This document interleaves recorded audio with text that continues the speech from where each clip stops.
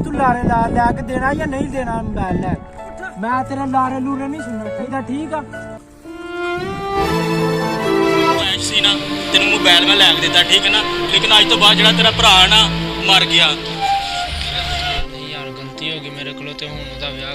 मज़ीद अच्छी वीडियोस देखने के लिए हमारे YouTube चैनल को सब्सक्राइब कर दें और बेल आइकन को भी प्रेस कर दें ताकि हर नई आने वाली वीडियो बर वक्त आप तक पहुंच सके। शुक्रिया।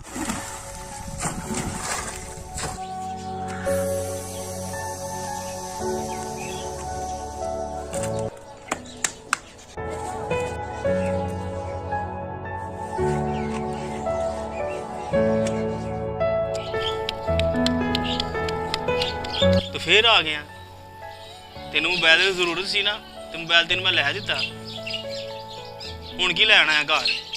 भरावा मैं माफ़ी मंगन आया तेरे कोलों, ते गलती हो गई मेरे कोलों यार, उदम तेरे नाल बदतमीजी कीती आ। ते मोबाइल ते मैं लै लिया, पर मेरी जिंदगी नूं सुकून नहीं आ, राती मैनूं नींद नहीं आउंदी। जिंदगी नूं भरावा सुकून है सी या नहीं हैगा, मैनूं इस चीज़ का नहीं पता।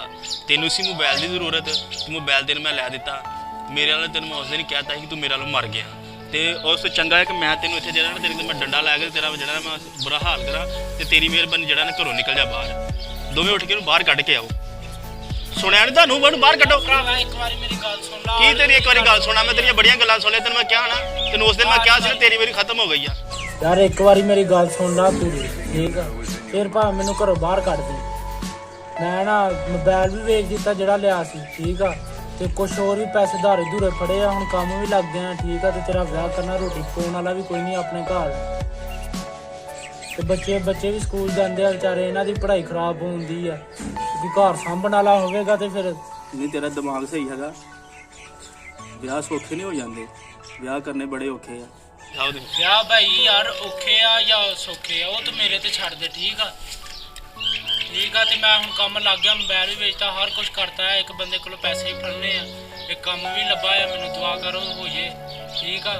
ते वो सब सारी गल बात तू मेरे ते छड़।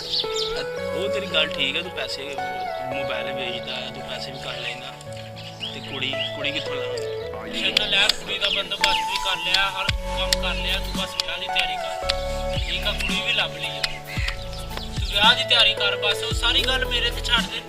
ਤੁਹਾਨੂੰ ਜਦੋਂ ਮੈਂ ਕਿਹਾ ਛੋ ਮੈਨੂੰ ਤੇ ਹੈਰਾਨਗੀ ਆਣ ਡਈ, ਮੈਨੂੰ ਤਾਂ ਲੱਗਦਾ ਮੇਰੇ ਨਾਲ ਕੋਈ ਮਜ਼ਾਕ ਕਰਨ ਡਿਆ। ਭਾਈ ਜਾਨ ਕਿਹੜਾ ਮਜ਼ਾਕ ਮੈਂ ਕਰਨਾ, ਮੈਂ ਕਹਿ ਨਹੀਂ ਦਿਆ, ਹਰ ਕੰਮ ਬੰਦੋਬਸਤ ਮੈਂ ਕਰ ਲੈਂਦਾ। ਤੇ ਕੱਪੜੇ ਛਪੜੇ ਇਹਨਾਂ ਦੇ ਜਿਹੜੇ ਕੱਪੜੇ ਛਪੜੇ ਵੀ ਲੈ ਲਾਂਗੇ, ਟੈਨਸ਼ਨ ਨਾ ਲਓ, ਤੁਸੀਂ ਬਸ ਵਿਆਹ ਦੀ ਤਿਆਰੀ ਕਰੋ, ਬਾਕੀ ਗੱਲ ਮੇਰੇ ਤੇ ਛੱਡ। ਚਲੋ ਵੀ ਮੰਨ ਲੈਣੇ ਤੇਰੀ ਗੱਲ, ਜੇ ਤੂੰ ਕਹਿਣ ਡਿਆ ਵੇਖ ਲੈਣੇ, ਤੂੰ ਮੇਰਾ ਕਿਹੜਾ ਵਿਆਹ ਕਰਦਾ।